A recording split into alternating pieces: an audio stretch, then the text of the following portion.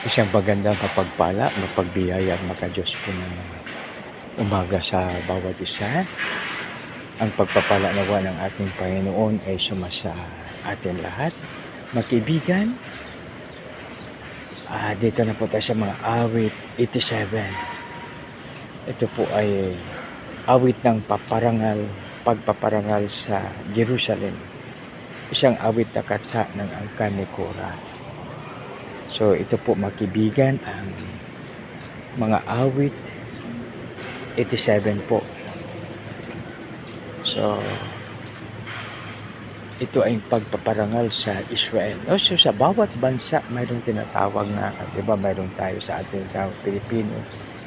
Mayroon tayong national anthem, no?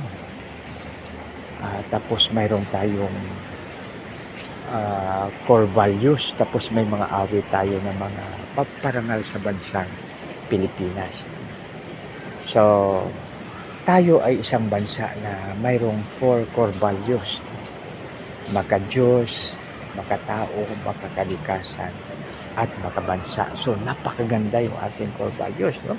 Mayroong isang nagsabi po na tayo lang daw po ang may 4 na core values.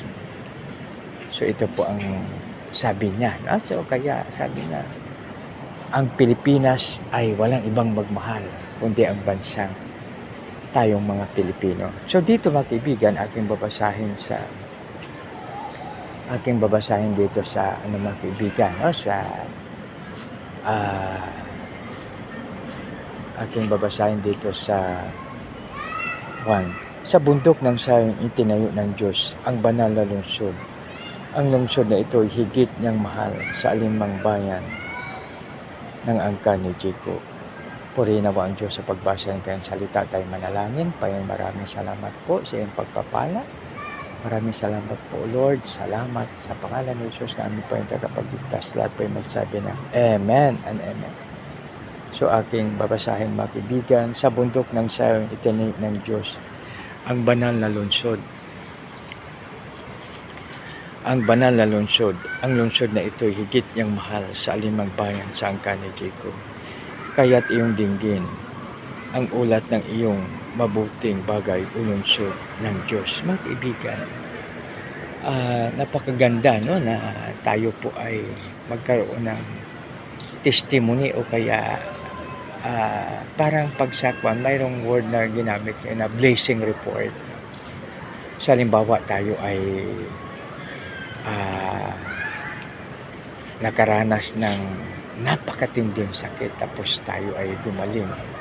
So dapat daw po yun ay ating i-share para so halimbawa yung mga, kasi ngayong panahon sa ating bayan mayroong group na, halimbawa yung mga person needs special attention o kaya may isang sakit na halimbawa Cancer Society of the Philippines, parang may ganun, diba? Tapos dito yun po ay tumutulong para parang palakasin ang bawat isa, no, na hindi mawala ng pag-asa, no? Kasi mayroon namang mga cancer na sakit na maraming survivors, no? So kaya napakaganda pag ganun mga kaibigan, no, na ang bawat isa, kasi tayo ay social being.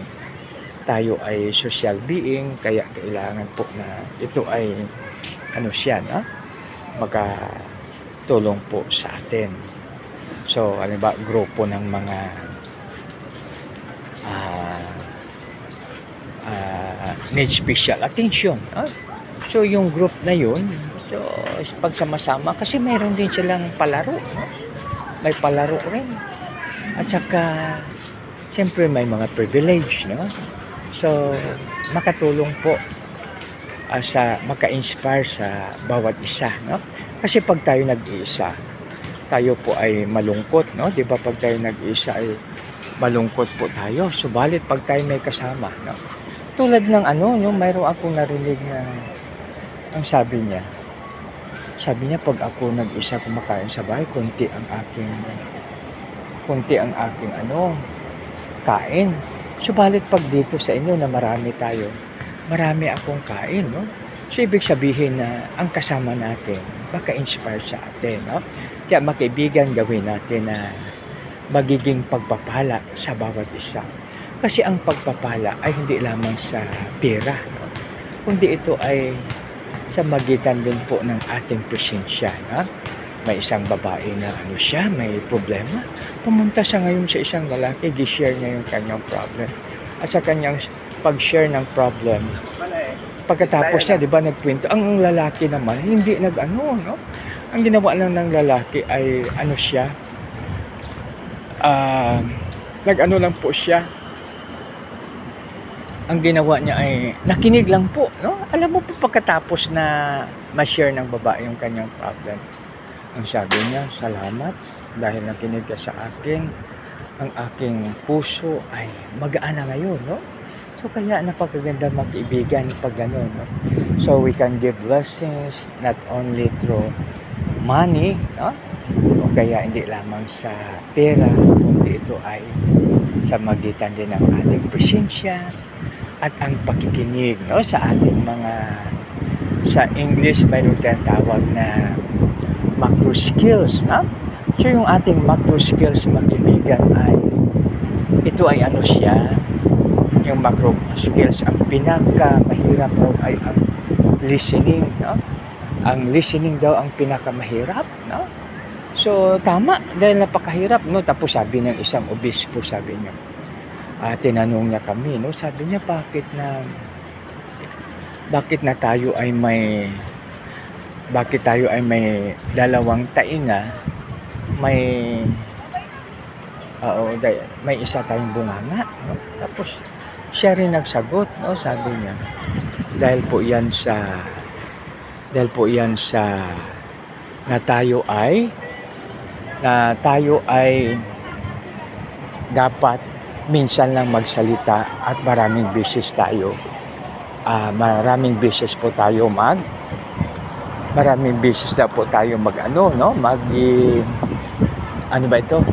makinig, no? So, tama naman, no? Kasi dapat makinig tayo, no? Dahil sa ating pakikinig, ito po ay napakagandang pagpapala sa nakikinig sa atin. So, di ba? Siya, no? So, pag tayo ay makinig, ito ay napakalaking pagpapala sa taong tayo ay nakikinig, no? So, di ba maganda pag yun po ang ating gagawin, no? Dahil ito ay makatulong po sa atin, no? Kaya napakaganda mga kaibigan pag tayo ay makinig, dahil ito ay makatulong